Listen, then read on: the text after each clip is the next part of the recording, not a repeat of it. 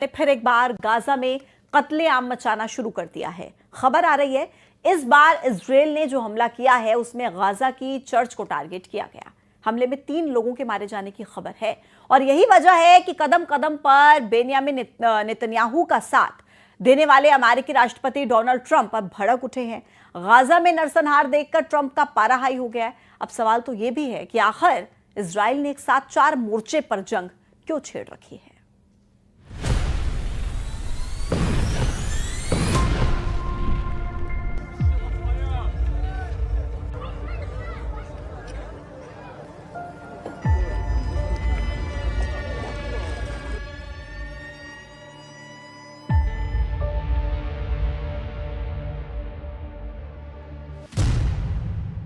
Gaza में Israel का फिर कोहराम।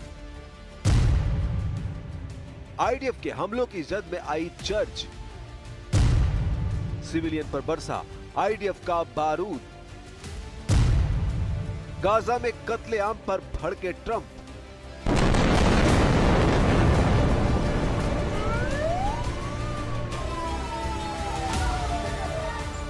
गाजा में तबाही का नया चैप्टर शुरू हो चुका है। सीरिया में भयानक बमबारी करने के बाद गाजा एक बार फिर आईडीएफ के निशाने पर आ गया है।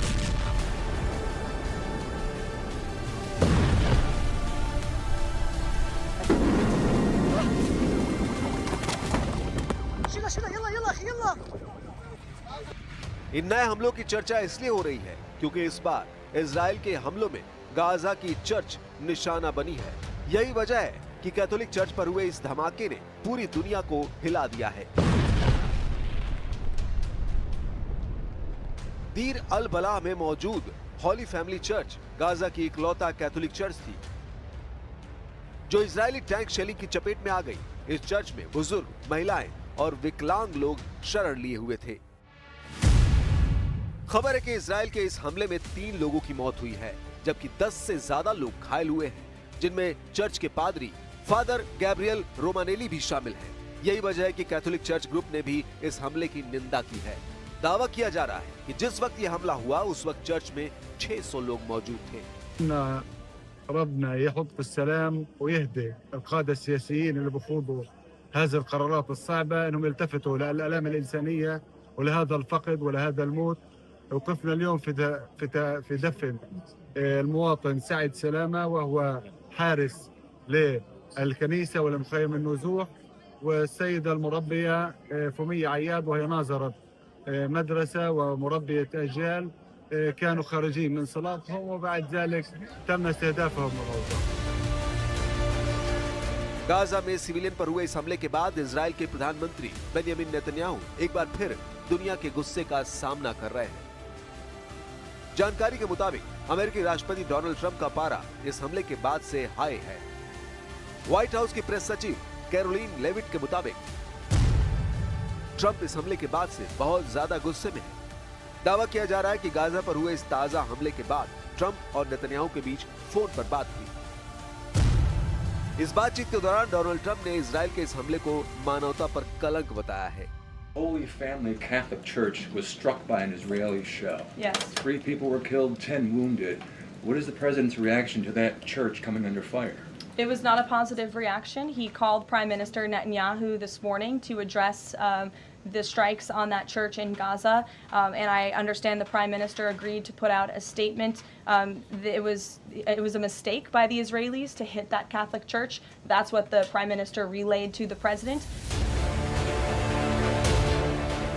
खबर तो ये भी है कि इस दौरान नेतन्याहू की तरफ से गलती को माना गया है और दुनिया को जांच का भरोसा दिलाया गया है। दरअसल बीते कुछ दिनों में इजराइल की सेना ने गाजा पर अपने हमलों को तेज कर दिया है। आंकड़े बताते हैं कि 17 जुलाई को ही गाजा के अस्पतालों में 94 शव लाए गए। रॉयटर्स की रिपोर्ट के मुताबिक बीते 24 घंटे में 56 से ज्यादा नागरिक मारे गए हैं। गाजा के हेल्थ मिनिस्ट्री का दावा है कि अब तक इस युद्ध में 58,667 लोग मारे जा चुके हैं।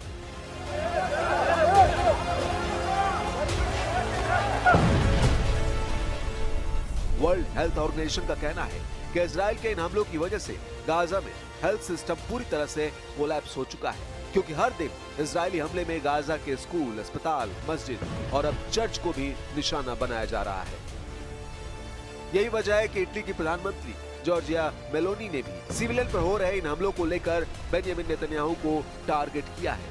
जॉर्जिया मेलोनी ने एक्स हैंडल पर लिखा, इजराइल के गाजा में हमलों ने होली फैमिली चर्च को भी निशाना बनाया। महीनों से नागरिकों पर किए जा रहे ये हमले बर्दाश्त नहीं किए जा सकते। कोई भी सैन्य कार्रवाई इस व्यवहार को सही नहीं ठहरा सकती।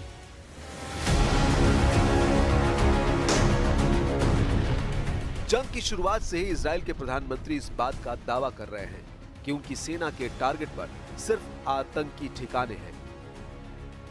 लेकिन कड़वी सच्चाई ये भी है कि इजराइल की इस बमबारी में बेहिसाब आम लोगों की भी मौत हुई है। यानी इस जंग की कीमत सीधे तौर पर आम लोगों को चुकानी पड़ रही है।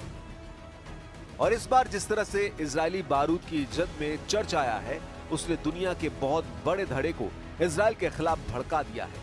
इसे ऐसे समझा जा सकता है कि वेटिकन सिटी की तरफ से इसे सैन्य हमला बताया है।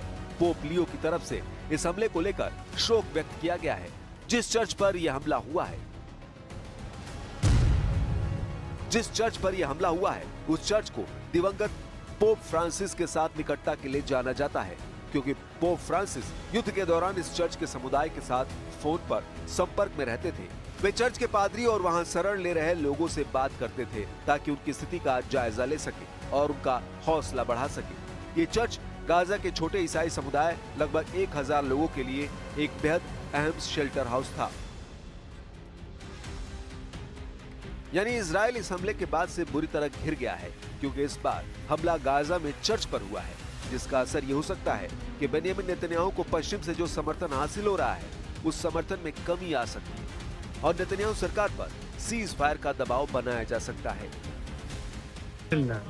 بنعيش منذ ما يقارب عامين من حالة تجويع ونقص العلاج ونقص الدواء والاستهداف المتكرر والموت المتكرر، وأن لهذا الشعب أن يتنسم عبير السلام والراحة، وأن يقف كل من يناصر حقوق الإنسان ويناصر قضية شعبنا في ظل وقف هذا البطش وهذه الآلية العسكرية التي لا تفرق بين مدني وعسكري وتستهدف كل مكان। वैसे गाजा के चर्च पर हमला अकेला मामला नहीं है। पिछले 6 महीनों में कई मस्जिदें, स्कूल और संयुक्त राष्ट्र के कैंप भी मलबे में तब्दील हो चुके हैं। यूनाइटेड नेशन के मुताबिक युद्ध के नियम बताते हैं कि धार्मिक स्थलों और मानवाधिकार आश्रयों को निशाना बनाना युद्ध अपराध है। वेटिकन, यूएन और यूरोपीय यूनियन ने एक सुर में इन हमलों की निंदा की है और तुरंत संघर्ष विराम की मांग की है।